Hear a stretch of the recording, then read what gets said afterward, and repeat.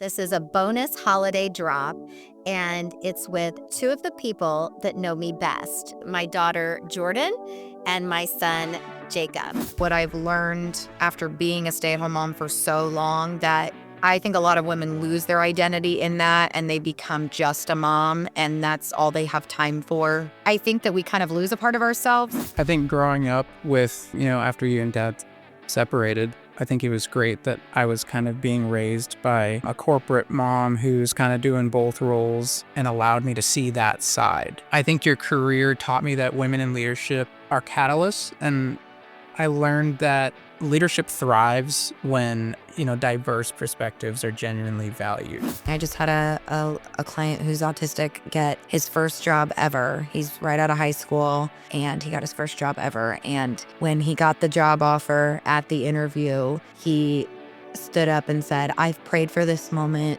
every day," pointed at me and said, "This woman right here, she is my best friend." My mission is to embolden every woman in the C-suite or on the rise to claim her agency and challenge the norms holding her back. This show offers candid conversations with powerful business leaders sharing their real stories of success and failure. Join us right now.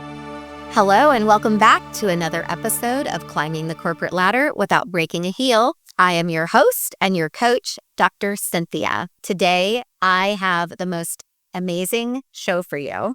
This is a bonus holiday drop, and it's with two of the people that know me best. They know what heels I've broken, what heels I've tripped on, probably in addition to hearts I've broken and other clumsy things along the climb, and that is my daughter, Jordyn, and my son, Jacob. So let me introduce Jacob and Jordyn to you. Jordyn is my eldest, my firstborn. She is the mother of my three amazing grandchildren, 12, 4.5, and 3.5, and has recently returned to the workforce after being a stay-at-home mama. So we're going to get into some of that. Jacob is my baby. He is married and they are expecting their first child, a little boy, in March, and we are so excited. They live too far away in Pennsylvania. Jordyn is, in addition to the job that she does outside of her home, and which she'll talk about, she also is a very talented singer, actress, talent coach, and directs the musical for the local middle school. Jacob is a video editor, digital editor, photographer, and drone operator, and amazing in all of the creative space in addition to graphic design. So, that's a little bit about them from a professional and how I know them, but let's jump in. Welcome, guys. Thanks for being here with me today. Thanks for having us. Yeah, thank you. So I gave them permission that they could be open, authentic, raw, and real as we go into the episode today. I think this is for the woman who, maybe it's for the woman listening who has empty nest. She has older children and wonders, how did my career impact them growing up? What did it teach them? What did it tell them not to do?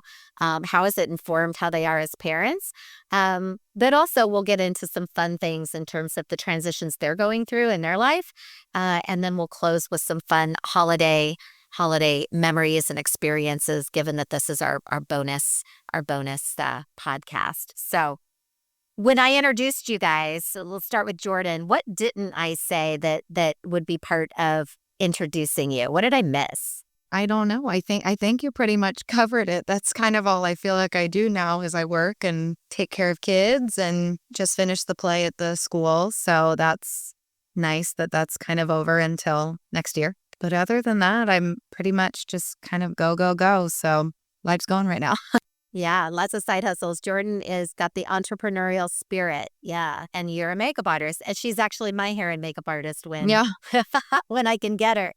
Jacob, what about you? I think you pretty much nailed it. I mean, I'd say the only thing is I'm going through, a position change with the digital asset management, so I can give, some feedback and some thoughts on what that's been like and the struggles of climbing that ladder from a male's perspective. Yeah, absolutely. It's been a it's been a challenge for sure. Yeah. Jacob also, as Jordyn is my hair and makeup artist, Jacob is my video editor. So both of my adult children are involved in the business, and I'm super grateful for that. When you guys think about, so that's sort of like what you do, resume material. What do you think is the most important part of your identity today? Like, Jordyn, of all the things that you're involved in, you do, what is the most important part of who you are? Being a good mom is I think the most important thing to me. But I think that what I've learned after being a stay-at-home mom for so long, that I think a lot of women lose their identity in that, and they become just a mom, and that's all they have time for, or all they really want to focus on, and put their eggs in that basket.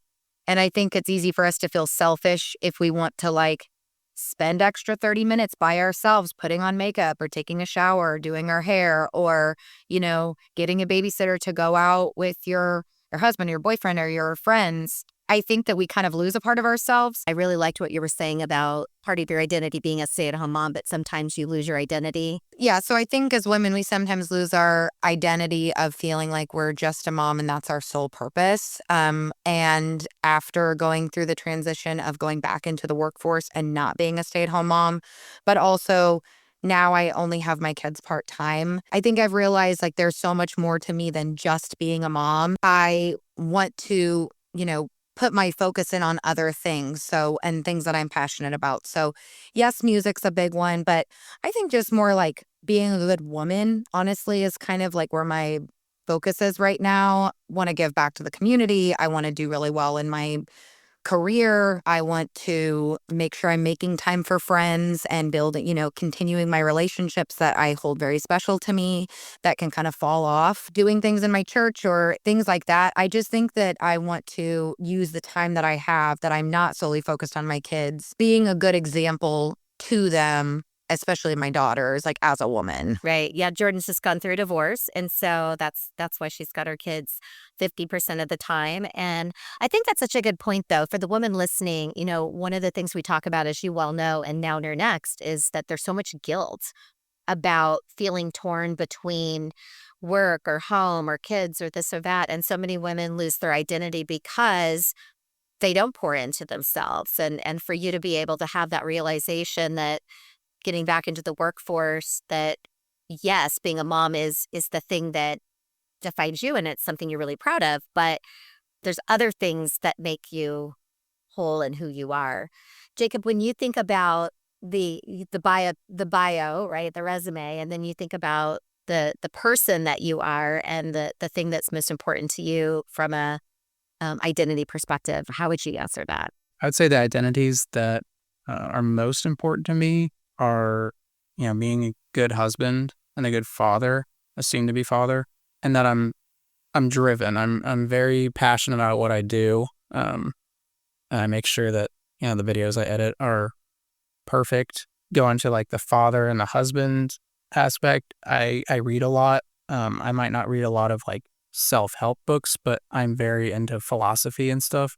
Reading those kind of books helps me learn more about myself, and I'm just really excited to get into becoming a new father and seeing where I go with that and who it makes me, who it makes me become. Well, and your growth. I mean, the thread that you just mentioned is that there's so much growth that they're constantly wanting to learn and go deep and get introspective so that you can continue to grow and as a person, which I love that. One of the things I'm really curious about, because Jacob's a Gen Z, Jordyn's a millennial, just because they happen to be 5 years apart, almost to the day.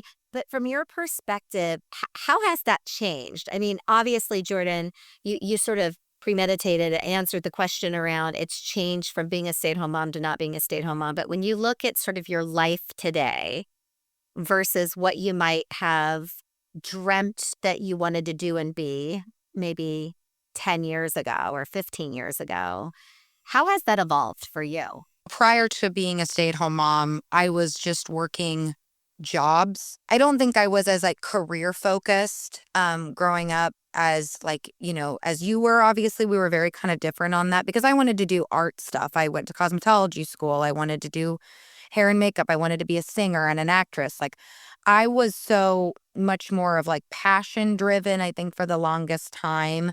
And so it was kind of like everything I did to make money and pay bills were just jobs. I might have been at them for years and been really good at them, but I couldn't really move up, and grow within the company wherever I was. I didn't love what I did. I hated going to work. Um, but for me back then it was like, well, but that's not my passion. Like, I'll work on my passion projects and that'll be better. Those will be more important. And then when I was a stay-at-home mom, I realized, I can't just be a stay-at-home mom. And I don't say that as a bad thing because a stay-at-home mom is a full-time job in itself. But I knew I couldn't just be surrounding it around children because I would go crazy. So that's when I started my coaching business and my, makeup business, doing makeup for weddings. And, I started gigging more and started a band, things like that, because I wanted to still have these passion projects that I could do, still earn a little bit of money, obviously not paying bills, but earn something and feel like I was doing something for myself. And then when I went back into the workforce, I realized I've never really focused on my career, and I'd like to find something that I'm truly passionate about doing, but that also pays the bills, you know?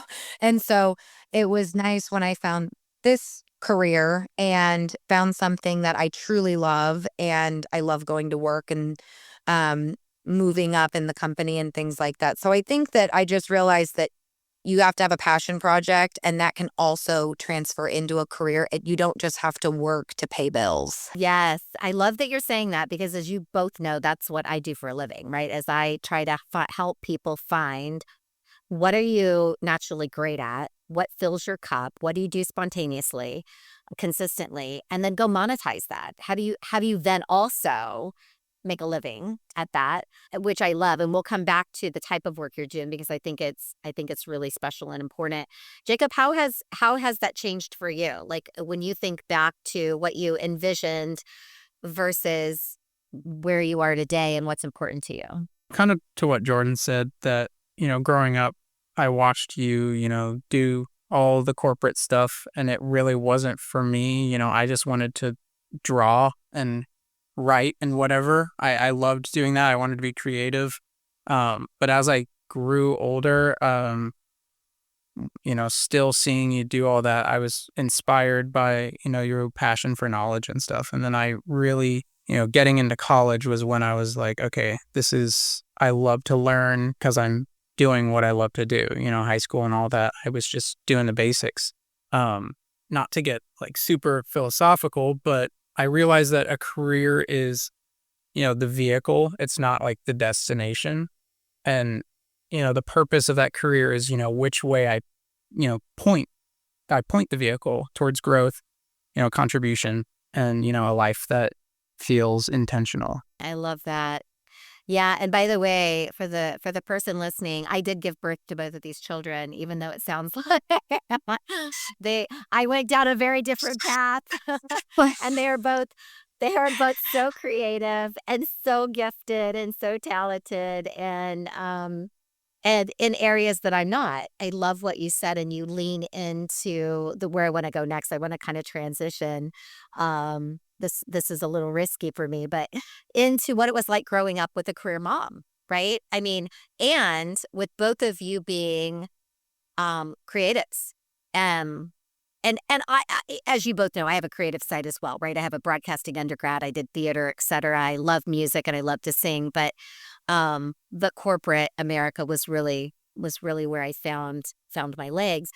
What did you guys think I did for a living when you were if you can think back to being little, what did you think I did, Jordyn? I always said you did the hiring and firing. Oh, That was literally like my answer. I'm like, she hires people and fires people. oh, Like that was kind of just what I thought. that's funny. Okay. Jacob, did you Yeah. have an idea? Yeah, I mean, I was always, younger, so I didn't exactly know, what you did until, I got older. But I knew that you were kind of behind the scenes. You were kind of the gears that helped, run the company. Yeah. We knew you were big time. Yeah, that was it. I didn't know exactly what you did. I just knew that you Yeah. kind of, She's yeah, important. I just knew that you were important. Okay. So the perception was I was important. That's funny. What, if anything, about and I want this for the women listening who, back to Jordyn's point earlier, the guilt, right, that we have, that we talk about in chapter 1 of Now Near Next, this embracing grace, because there's so much sacrifice, right? The data is really, really clear that women still today statistically take on more of the caregiving, more of the housekeeping, more of the healthcare, et cetera. And I always say this with love and respect to our male counterparts, because we want to. 90% of the time it's because we want to. We're not forced to, right? That's part of what we want to do. But with that as a backdrop, what, if any, parts of my career inspired you? Were there things that you thought, ooh, I like that thing, or I want to be inspired by that? Going back to what I said, just watching you grow and your passion for knowledge, I found that really inspiring. Once I got into college and I started my internship, and then that grew into an actual position and stuff, I was like, okay, I get it. Like, it's fun and I'm having a blast. It has its ups and downs, but I really do enjoy it. As far as fears, the only fear I can really think of is, when I was younger, I just didn't like school, and I knew you had to go through a lot of school to get there.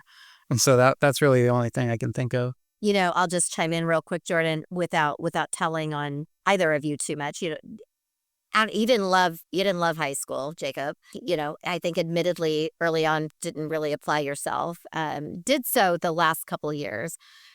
But we kept having the conversation that when you can get into school or whatever it is that allows you to spend more of your time focused in the areas that you love, that hopefully will sort of spark that. And what I hear you saying is, one, you saw me sort of always finding a degree or certification or whatever. I had this sort of love of learning, and you sort of caught that energy when you were able to get into graphic design and photography, and you're like, oh, well, this I love learning. I didn't love learning algebra.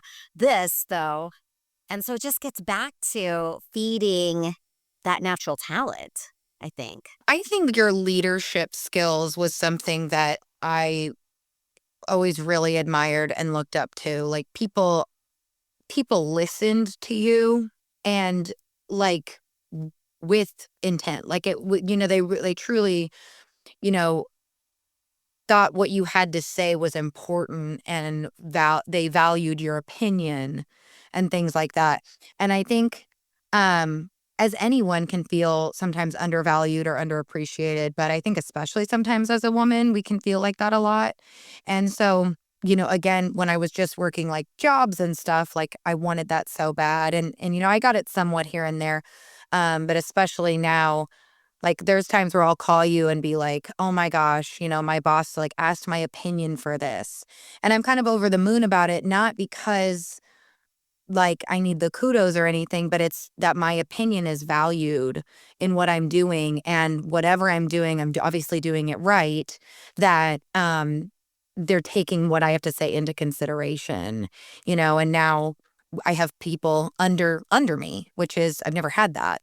And so to be a leader and to be able to, take charge and not in a bossy way, but just where people actually appreciate what I'm bringing to the table, is a really cool thing for me. And I think that's probably what I took most, from you. I think fears was the school thing as well. I did not like school. I did not apply myself. But book, like tests, things like that, it was just never my jam. And I think that it worried me that I would never be in a fulfilling career and position because I didn't have a college degree. Especially with a mom that was so degree and academically oriented. And that was hard. I mean, I went to school I went to the only school I really enjoyed was cosmetology school, but also when I went to film school for that little stint, like I really enjoyed it, but it was because it was a passion of mine. Um, but I tried to go to school a few times after that to just even get a basic, associate's degree in English or an associate's degree in business or, something. And I could not finish them. And I beat myself up for it every single day. And then I thought about it. I'm like, who am I doing this for? Like, am I doing this for me, or am I doing this because I feel like I need to live up to this example that my mom has shown me that, I've got to have these degrees to do what you want or things like that. And now, I realize like I wasn't doing it for me. And there are other avenues, obviously, that you can go. Education is amazing. I hope my kids all go to college, but, sometimes it's not for everyone. And, you kind of were really good about showing me that as well. Like, it's okay. You don't need you make me proud in other ways and you can still do things, without having a degree. We just got to find that niche and find that space that you can do that, that maybe your experience is going to be a lot more valuable than a piece of paper. Yeah, I think that's helpful as women are navigating. Every kid is different. Every path is different. One of the things I'm going to deviate just for a second because I want to pick up on something that you said about, sort of living up to expectations. And from a kind of a real and a raw perspective, I wonder sometimes, and I don't say this as a braggy way because I think that there's danger in it, that I made it look easier than it really was. Like from your all's perspective, I had a demanding career. I traveled a bit when you guys were younger, for sure. For a long time, I had a commute, right? Because we lived in Southern California, so there was a commute on the front and back end. And then at least I'd like to think I still was there for, dinners, homework, what have you. What is your perspective about that? Did it look easy? And if it didn't, that's fine too. I'm curious about what perception did you walk away with having a mom who was balancing all the things, good, bad, or ugly? I would say, and Jordan might agree, it was a little bit of both. Sometimes, yeah, you were there for all the stuff, to help me with homework or get me to, if I had a choir concert or anything like that, you were there. But then, yeah, there were some times where you had to be on business trips for a long time. And it was like, okay, is she coming home? Like, what's happened? So Yeah. it was a little bit of a struggle, but, I definitely understood looking back on it. Maybe at that age, I might have struggled with it a little more just because I was young. I didn't fully understand why you were leaving for like a week at a time or something like that. Right. But I definitely, I don't hold anything against it. And Thank you. you had to do what you had to do. And I think you did a good job with it. Oh, thank you. Thank you.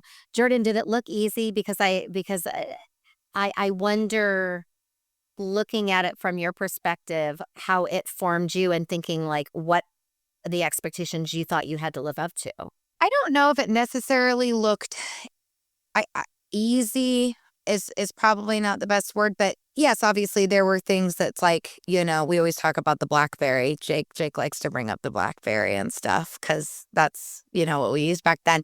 Yes, it would get frustrating because it was like we'd be watching a movie and your phone would be going off and things like that. And of course, when you're young, you don't really understand, why, you're, what you're doing and how you're trying to advance in your career and make a better life for us. But, you were at every single one of my musicals and, still brought the goodies for birthday treats and, tried to room parent as much as you could and things like that. So I think when I got a little older, I started realizing like, oh my gosh, like my mom is freaking super mom. Like she does, yeah, there's certain things she can't come to, of course, like, but she's not gonna be the PTA mom, which is fine, but she's able to be at all the important stuff. And we still sat down to dinner at the kitchen table every single night, and going to the parent-teacher conferences and, all of the things. So I think when we were younger, it was like, oh, mom's always, doing like this and, whatever. But then growing up a little bit, it was like, She does everything. And it I think I realized not that it looked easy, but like I knew how much you were doing and yet you were still able to do it all. And for me, it was like, I don't know how you like find enough hours in the day. Like, I think you're like creating some kind of like time lapse Yeah. or something like that. And so as a mom, I definitely, I think it put pressure on me, but not in a bad way because like cooking is one of the things that I love to do. I love to feed, and that is one of my love languages. When I was married, I cooked every single night. I was a stay-at-home mom, and it was like, I had the time to do it, and I had the time to get the groceries, and I had the time to start early and blah, blah, blah, blah, blah, and make these beautiful gourmet meals for my big family. And then now when it's like, oh, well, I only have my kids off time and I get off work at 4:30 and I'm going to be rushing home and all this stuff. One of the things that I wanted to make sure was like, I have to make time for that. Now, of course, there's going to be nights. Yesterday, I forgot to pull a meat out of my freezer. I ordered a pizza. That's fine. My kids loved it. But it's like, I wanted to make sure that that didn't just fall to the wayside just because I was working. And I didn't want to make sure, I wanted to make sure with my kids having to get used to this new living situation and mom not being home, I want to be able to be there for their plays and their award ceremonies and things like that and be present. I try to be, as much as I can for everything. So there are important things that, some of the stuff it's like, okay, that's going to fall to the wayside this week because I just simply don't have the time to do it. And that's okay. Better for the family and children in the long run, obviously. But there are certain important things I think that you just make sure that those are what we have to focus on and to make sure that we do it all. I want to highlight two or three things that you said that I think are really important. First of all, the BlackBerry, right? That was the iPhone of 25 years ago. And I admit this in my keynotes. Like, I could have done a much better job of that. 1000%. I think this later generation is doing a much better job of having better boundaries. And in hindsight, I wish that I had better boundaries. I was for a long time in training and development. There aren't that many training and development emergencies, right? That need you to respond to the email at 8 o'clock or 9 o'clock or while you're watching a movie with your kids. And I still struggle with that. I still have to be mindful of being present when and carving out that time. You guys know the story, and I've said this on this pod and before. My oldest grandson, Ledger, Jordan's oldest, and I were watching a movie. I had him for a weekend, and I was kind of scrolling because I'd seen the movie. And it was kind of a dumb movie, honestly. And he kept going, Cece, look, or Cece, this part's really great, or Cece, this. And I was getting kind of annoyed because I felt like he was interrupting me. And what I realized in that moment is he doesn't feel that I'm present, right? I'm sitting on the couch next to him. There's a movie on, but I'm on my phone. I'm not present. And it was this bell that went off, and I, took my phone and put it in the kitchen and so on. So, well, I know you guys don't hold it against me. I think there's two reasons I bring that up. One is I really want to encourage the woman listening to find the opportunities to really separate and be completely present. And you can grow your career without being available 24/7, number one. I was not a great example of that. And I wish I had done that differently. Number two, your kids don't generally hold it against you forever. So even in those moments where you can look back and say, I was a female in a man's world. I was trying to compete with guys that were available 24/7. And, in my mind, I'd made those choices very intentionally. And so I don't spend a lot of time in regret. But if I had it to do over, I'd do it differently. So that's the one thing. The other thing I would say that you bring up, Jordyn, is a really important point that we talk a lot about, that I coach around and we talk about now in your next, is this boundaries. And one of the things that women in particular tend to give up when time is constricted is they tend to give up the thing that they love the most. And what I heard you say, and I want the woman listening to hear is, if you love to cook and cooking is your love language, don't give that thing up find other things that you can delegate or, or hand off or put off that don't fill your cup. Don't give up the things that, to the extent that you can, because I think that's where we go first. Shifting a little bit, Jacob, one of the things that I was so, so, so excited that you agreed to do this Christmas holiday podcast with me and your sister is, I think it's so important that we learn from the message we're sending to our young men, to our boys as moms.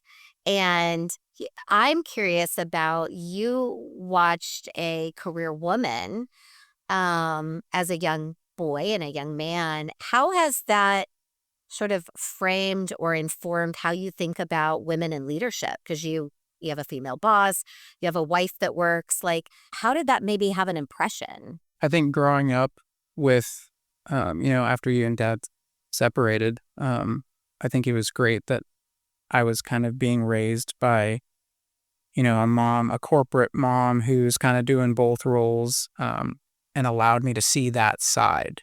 At this point, I think your career taught me that women in leadership are catalysts, and I learned that leadership thrives when, diverse perspectives are genuinely valued. I'm just so blessed to have been, at the time, you guys separating, it was awful and, it sucked.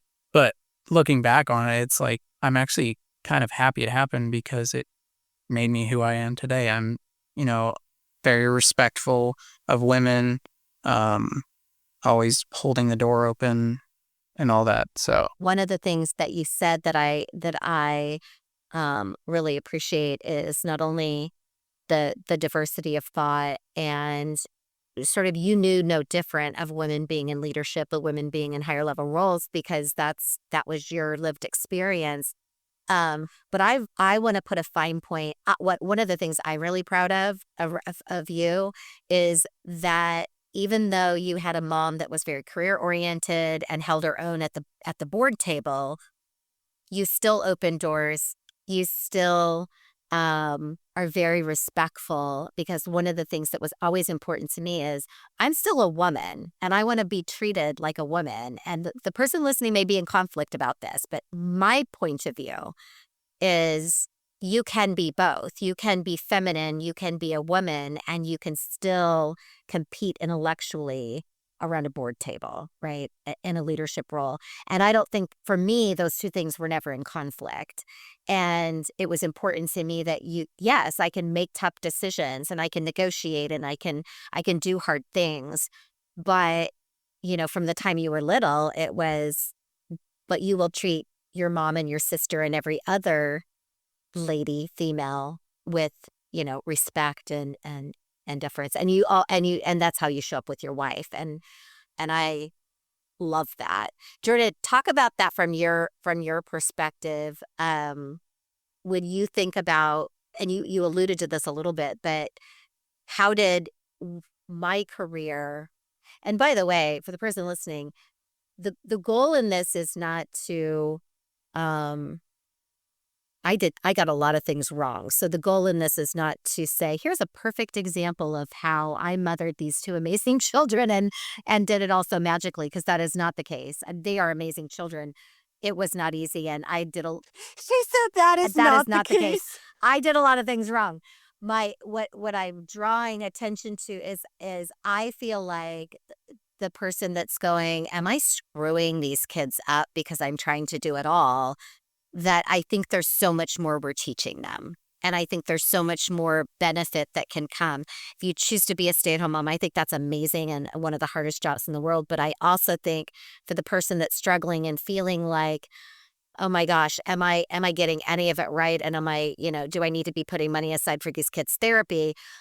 I think, yes, there were mistakes along the way and things that I wish I'd have done differently and all of that. But you all are such amazing examples of incredible human beings that I think that's the message for the person listening, is to sort of laugh about the stuff that was not great, but to really highlight the stuff that that gave you choices and options. And so that's a long introduction, Jordyn, to how maybe watching a career-oriented mom, how did that form your own ambition or how you show up today as a woman? I guess a couple of things. So one, me and you are very alike in the fact of I can be in charge, I can be a leader, I can be a hard ass, I can be all of these things.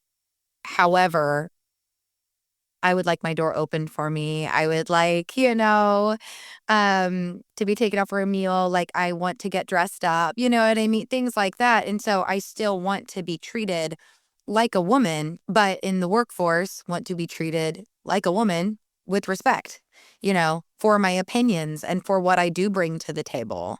And it's no longer a world where we're like, well, we're going to listen to her because, we have to have like diversity and, demographics and things like that. Right. I think that more and more people are realizing that like, no, we have like a lot to say. And, it's been done this one way for so long. And it's not a man-hating thing. Like I, not a feminist in the slightest, but it's you do something the same way for so long. So to have fresh eyes and a fresh take on things, from the opposite perspective, and now people are actually really listening to that. I still think that we have ways to go, but I think it's a lot less hard. I think it's definitely less hard now to be a woman in the workforce, and it's not so much a man's world, and you really can, climb the ladder and start your own businesses or you know be the boss, be the CEO, all of the things. I think it's harder than it looks in some cases. I think that there's probably those listening that say it's still a grind, right? There was just an article on LinkedIn. There was an article in the New York Times recently that said, basically did women ruin the workforce?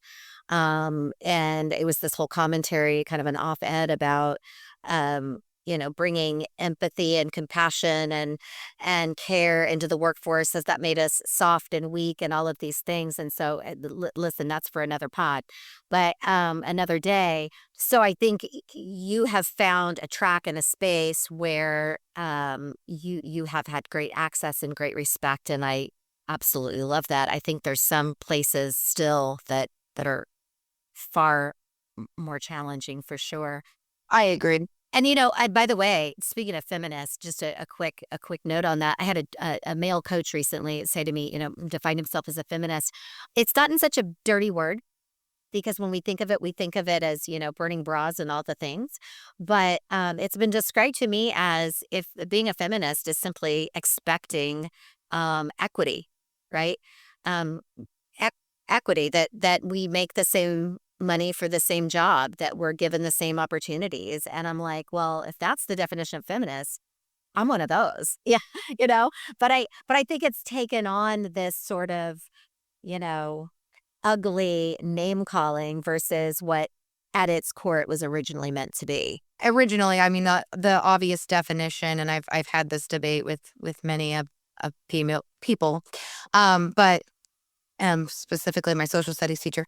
But it was originally just like, we just want equal rights, equal pay. We want to be, all of these things, that's it. And now it's taken on this, kind of bear of its own where it now means like, you can't like this and you basically don't like the opposite sex. So, it really kind of has become, yeah, don't open my door because I can do it myself and, things like that. It's like, listen, I'm a very independent woman. I will put furniture together. I will fix my own smoke detectors. I will, fix the garbage disposal when it gets clogged. I will do all kinds of things. But I like my trash taken out. And I like my door opened and, things like that. So, yeah, I think that there is a good balance. There should be a balance to it. I want to switch gears off of me and my career and what that was like for you guys, and move into your careers and at your stage of life. I want to start with Jacob, you're getting ready to be a dad, which I am over the moon. I cannot hardly wait. How do you see modern fatherhood compared to maybe what you grew up with? And by the way, this is not to throw shade at my ex-husband, the kid's dad, but it's a different time. It's a different era. And, how what does that look like for you? And how does that compare to maybe some of those formative examples? I think modern fatherhood is it's drastically changed. Jordyn and I, people of our age, our parents grew up in the 60s and 70s, and it's totally different time, totally different parenting.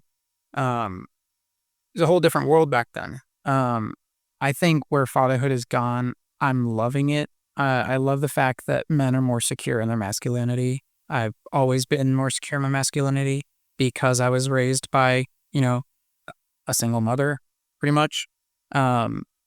It's always bothered me when, I'm out and about and I see a dad, he forces masculinity on his son. Like, he gets mad if, they're playing with a doll. Who cares? Let him play with the doll. Or a girl, a father of a girl, he doesn't want to dress up. And he doesn't want to play dress up with them because, it's girly. It's not manly. It drives me nuts. But lately I have seen a drastic shift in, fatherhood and not being so, this is what a man does. You can't do anything girly. You can't wear pink. I have pink Converse. What I've observed too is there's so much equality. There's so much partnership, how you show up as a father, as a soon-to-be father, but also as a husband. I mean, I see you guys having, one of the observations that your wife is a clinical therapist and she works from home, does virtual therapy. And one of the things I've observed when I visit is oftentimes she'll have sessions late, that don't end until 7:00. And on those nights, you're cooking dinner. There's just a real balance of responsibilities that I don't know is what others grew up with, right, generationally. I think that the fathers have just become more hands-on. I will say I definitely have a more old school mentality. I like the woman in the kitchen and cooks and cleans and raises the babies kind of mental. I enjoy that. Probably why I was a stay-at-home mom. I always have. I also am also a modern woman as well, where it's like, okay, you're gonna have a guys' weekend. That's fine. Go do that. But then, you're gonna golf during the day or whatever. I'm gonna go do my singing gig at night. Things like that, where, and I remember I would get asked by people when I would go on gigs. They'd go, when I was married, they'd say, well, who has the kids? And I'd be like, their father. Like, what do you mean? That's the craziest question to me. And it bothered me. And the girls in my band would just laugh at me and they're like, you get so like sassy about that. I'm like, well, that's a ridiculous question. Like, that's crazy to me. Why would they be anywhere else? And, or they'd use the phrase, oh, is dad babysitting tonight? And I'm like, no, dad's being dad tonight. He helped make them, hello, so it's like, that just always bothered me that people still today will say things like that. And it's generally the older population. It was generally like, older people asking me those questions because they're not used to that. When I went through my custody, it was like, when we made our plan, it was like, okay, it's 50-50, right? He has them half of the week. I have them half the week. We have them every other weekend. And I think even you were the one that said to me, oh my gosh, this is so different. I remember back in the day, it was like dad got like one Wednesday night dinner and maybe every other weekend or something like that. And that just seems so crazy to me and I think crazy to men nowadays in general. I mean, my children's father would not be able to go a week without seeing his children and only see him every other weekend and one dinner. Like, that's insane to me. And I think to our generation now, the older Gen Zs and the millennials, because I think we've, say what you want about our age group, but I do think we've kind of broken the mold on that whole, dad gets to be hands off. I think we've kind of figured out new ways of doing it that makes it a lot better for everyone, including the children. What's the hardest part as you and Becca are planning the impending birth and starting to build a family with both of you have really important jobs. How are you approaching that? What does that look like for you? What are the challenges you anticipate? Finding balance with both of our careers and then starting a family. We have dreams that we, want to accomplish, opening a coffee shop bookstore, but now that's going to be on major hold and, while this kid grows up. So it's all that time and energy. You have to find a balance, learning to give both the best. I'm focused on making sure I'm able to do the thing, like the proper steps in my career to get to where I want to be, but also find that balance of being a good husband and a father. And a lot of it just requires patience and just figuring out who you are. It's such a partnership. Mm-hmm. Figuring that out together and building that dream together. That's so true. Jordyn, what moment, maybe recently, made you the most proud of yourself? What's something that you've done or accomplished that made you proud? I think owning my own house for the first time without a partner, that was really liberating for me because I've never really had something of my own that I got to do what I wanted with and pick the paint colors and not have to worry about anyone else's opinion and things like that. I just think it was very liberating for me.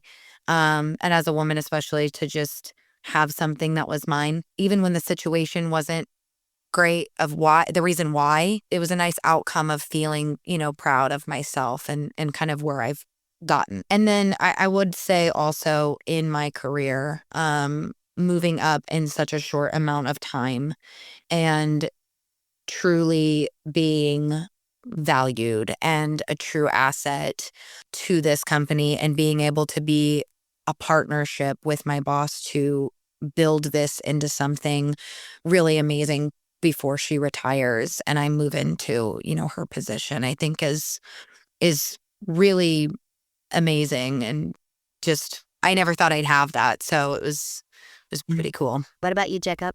Professionally speaking, the gala videos I just produced one last week, knowing that they play a role in raising hundreds of thousands of dollars to get our hospital systems the technology they need to, study cancers and fight the cancers and all of that kind of stuff. The work, it's more meaningful and not just creative, but outside of work, I'm about to finish my 25th book of the year, which is a personal record. So it's like 2 to 3 books a month. So That's amazing. For the kid, so I that's couldn't good. get to read. I know, now we're both readers. Never would have thought. Well, I want to just take a moment to tell you guys what I'm really, really proud of. Jordyn, one of the things that I watch is you are so driven and have such great work ethic.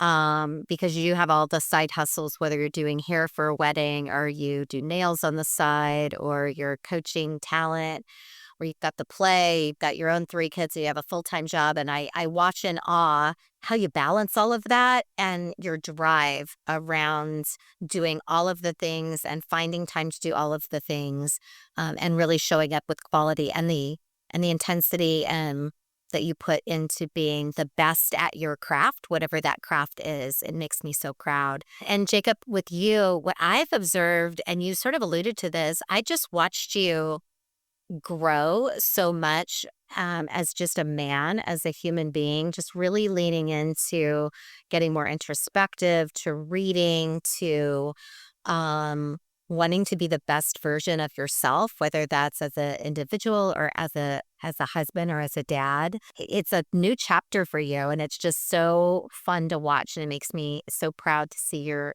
continued growth. Jordyn, you mentioned that you have been promoted and quickly, and I know that you're doing something you really, really love. Do you want to say just a little bit about the work you do? Because I know you're super passionate about it. I work for First Choice Employment. We are a very small nonprofit here in Jefferson City, Missouri, that my boss, Carol, actually started back in 2000. Will be 12 years this year open. And what we do is we are contracted with the state and we get referrals from them for people who qualify. And we only work with people with disabilities, diagnosed disabilities, and that's mental health and physical disabilities. It can be as something as, I say minor, but, minor as, anxiety, ADD, reading comprehension, things like that, all the way to, autism, Down syndrome, things of that nature. And then the same thing with the physicality, minor to, kind of extreme.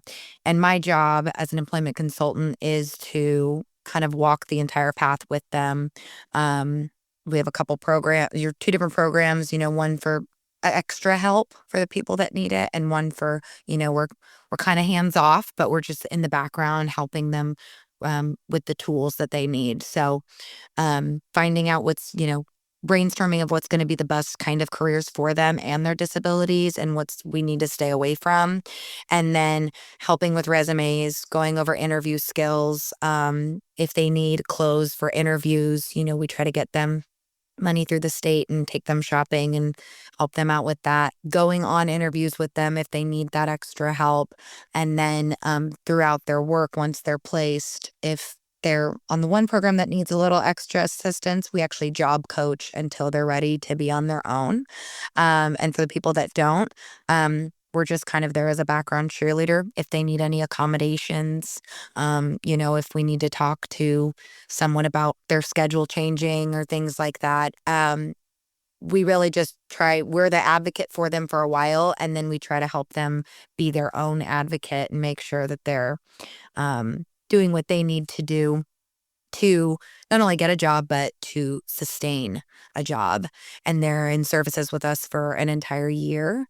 And yeah, it's really great. I just had very fulfilling. I just had a client who's autistic get his first job ever. He's right out of high school, and he got his first job ever. And when he got the job offer at the interview, he stood up and said, "I've prayed for this moment every day," and then pointed at me and said to the HR lady, "This woman right here, she is my best friend. She has helped me through this entire process, and I love her so much. She's such an important person to me." And gave me a big hug when he walked out of the interview and just thanked me up and down. And it was just there's a lot of burnout with this kind of job, but it's those things that are like, I love it. So I love that. I can see the passion. Jacob, you work for the sixth largest Catholic health system in the United States, and you kind of alluded to some of the stuff you do. You want to give a little commercial about the work that you do? I'm a video editor for, the hospital in Midwest. Been there since about 2018. Started an internship, moved up into a multimedia producer. And then when I moved out to the East Coast, I changed to a full-time video editor. I now do digital asset management. And then I'm just storyboarding, copywriting, all that with the video editing. And I create videos for doctors for the website for patients to, find the right doctor. I do topical videos to, explain exactly what a surgery entails, to, gala videos that we show at big events to raise money for the hospital, and then groundbreakings. So, well, thank you guys for sharing that. I want to get advice from both of you, and then I want to go into a Christmas lightning round. Jordyn, to the mom that's crying in her minivan between preschool drop-off, what do you want her to know? if she's crying because things are just hard right now because of the age, it gets better and then it gets worse and then it gets better again because I've got kids from, I've got kids from all kinds, I've got an older one and then my two littles. So I'd love to say it gets better. It does for a little bit. And then we kind of backtrack again. But, all of those little moments and stuff, it's so minimal. My child cried every single time I dropped her off for the longest time. Just this week, she's finally stopped crying at drop off, and she started school in August. So we're finally there, and it sucked, and it was really hard, and I made me feel guilty because, again, I was like, is it because I'm going back to work and she's used to staying home with me? But she was going to go to school anyways, regardless if I was home or not. And the other thing is, 5 minutes later, she's forgotten all about me. I know that. It's harder I think it's harder for us as parents than it is for the kids. As long as you're doing what you need to do to create a stable, healthy, thriving, comfortable family life, then all of those little minimal things are going to be stuff that you don't even remember, your kids don't remember, or they bring it up in a podcast about the BlackBerry. But it is such those are such minimal things, and I think looking at the big picture when we have those moments as moms of what is the bigger picture? What is the goal here? And I think that kind of gets us through it a little bit. Jacob, to the dad trying to figure out how to show up, not just be the provider, what advice do you have? My advice would be to show up emotionally as much as physically, right? Ask questions, share thoughts, let them see you as a human. I think vulnerability and, engagement teaches far more than like money and gifts. Again, going back to, my childhood, I didn't have an emotional father. Like, he wasn't the type that I came to talk about that kind of stuff. It was always you. So I'm really gonna try to be that type of father that he can either go to his mom or his dad. I think that's sage advice from you guys. All right, let's have some fun. Let's do a quick lightning round. Favorite childhood holiday memory?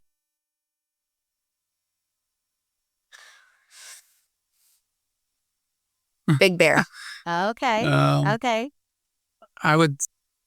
Big Bear. The two that pop in my head like right away is either the scavenger hunt for the Wii. Oh, yeah. That was a good one. Or I don't know if you guys will remember, but when we lived in Agora, it like poured rain on Christmas, and I always think about it every Christmas because I was like, oh my god, it's the closest thing to snow. I mean, we went to Big Bear sometime. Yeah. But being at that house, I got so excited because it was like, we almost have a white Christmas. So. Yes. Oh, how funny. So for the person listening that's not from the West Coast, Big Bear, we had a little teeny weeny cabin, only 900 square feet up in the mountains. So we would do Thanksgiving.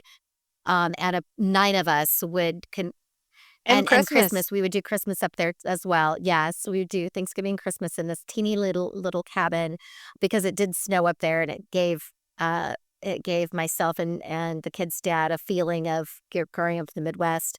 And Jake, describe the scavenger hunt briefly. For those that don't know what that means. It's just like little strips of paper riddles about from Santa. It's the big Santa gift, but it's about like 5 to 10 riddles hidden around the house. And you have to solve them and figure out where the next one is, and then figure out where the present is. And that year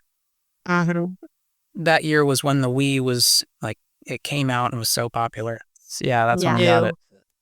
So my memory of the scavenger hunt, Jacob, was when you were about 16 or 17, and you said to me, I really hope Santa Claus does the scavenger hunt this year. Fun. I really hope he does.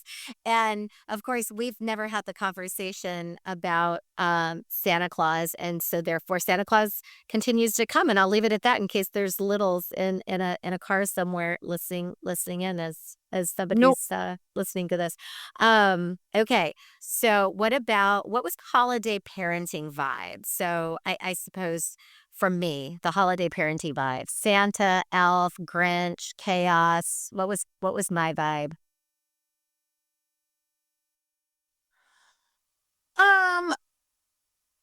I think the holidays are my best. I think my favorite time of the year for everyone. I mean, even with, not to like get weird or sappy, but like even when you and Dad were still together and like maybe weren't great. Maybe weren't great. in your relationship, the holidays, Yeah. you didn't know. It's like it could be, hectic and chaos and eggshells walking, the rest of the year. But like the minute like November hit or like late October, it was like suddenly like it shifted. And it really was like everyone was just in a better mood. And, you loved always decorating for Christmas. We love decorating for Christmas. We always got a real tree, at least for a long time before we got big into the fake ones. But just I just think everyone seemed a little lighter, and we were just excited, about what was to come, and all the traditions. We had a lot of traditions and family and things like that. So I think holidays were definitely always, I love the holidays anyways, but this was always the best part of our, childhood. Yeah. Jacob, how would you answer that question? If I were to like put a label, like say who's Santa, who's Elf and stuff, I don't know, it's tough because you and Dad were both super into Christmas, and I would say maybe Dad would be an elf because he was always, we were setting up. He was so excited to set up the lights and all that stuff. And then you're kind of more the Santa. You're just like getting it done. And then kind of came together and made a really, really good Christmas. And yeah, those are always my favorite memories, is thinking back on like our Christmases that we had in Vegas and California. What's your favorite tradition, holiday tradition? The scavenger hunt. I'll still be doing that for my kid. I love that. I thought you were going to say the pickle. We used to hide the pickle on the tree. I was just about to say, or the pickle. Those are both going to stay in family. Yeah. A couple final questions. What parts of our family legacy do you want to keep? Do you want to maintain that really speaks to kind of the legacy that you grew up with that you want to share going forward? Going back to it, raising my son to be super respectful of women, treat them like royalty, and open doors. And if he's not opening the door for, my wife, then I'll probably have already beat him to it. So that's the main part that I'll be keeping. I love that. You'll be leading by example. Jordyn, what about you? What about the family legacy would you like to carry forward? I think two things. One, kind of piggybacking off Jake, because I have daughters and a son, I think making sure that my girls grow up to be, strong, independent women with a lot of confidence, but also not feeling like they have to live up to a crazy expectation and things like that, to really find their own passions, even if they don't sync up with mine. And just making sure that, they find their soul journey, but also with my son not being this strong, independent woman. So like, we don't need a man. I don't believe in that. I think that there's a space and a place for men and women. I can't thank you guys enough for being on the podcast and helping me to celebrate the holidays. I could not be more proud of either of you. I'm so blessed to be your mama. And I hope for the woman listening, whether you have little kids and you're trying to figure it all out and you're going through the separation of being enough at work and enough at home, or if you're an empty nester that sometimes sits in those silent moments and thinks, did I do it right? Did I do enough? I made a lot of mistakes. I did the best I could. I did what I could with what I knew. The kids are amazing. They will take the memories that are really powerful and work for them and bring those forward into their own lives as they become adults and parents.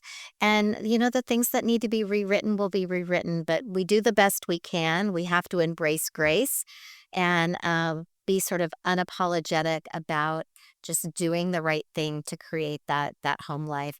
From my family to yours, thank you for joining the podcast. Thank you for investing your time and energy with us. It is always a great privilege to know that you've spent a bit of your day carved out, not only to invest in yourself, but with me. Merry Christmas, Happy Holidays, Happy New Year from our family to yours. This is your coach and your host, Dr. Cynthia, and you've got this. That concludes today's episode of Climbing the Corporate Ladder Without Breaking a Heel. I'd be so grateful if you'd rate and comment on Apple, Spotify, or wherever you listen. Visit CynthiaBentzen-Mercer.com and find me on YouTube, LinkedIn, and Instagram at Dr. Cynthia Bentzen-Mercer.